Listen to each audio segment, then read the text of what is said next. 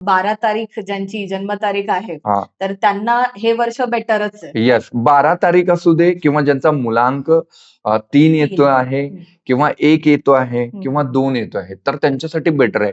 आणि त्यातल्या त्यात 3 नंबरवाल्यांसाठी खूप जास्त बेनिफिशियल ओके. आहे आणि 6 नंबरवाल्यांसाठी पण खूप जास्त हं, बेनिफिशियल हं, आहे. हं. म्हणजे त्यांचंही सेमच असेल. येस.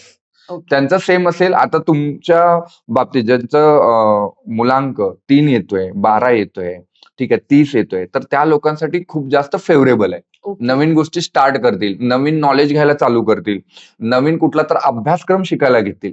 हं, हं. ठीक आहे. नवीन नॉलेजचं गेन जे स्टार्ट आहे तर ते होईल.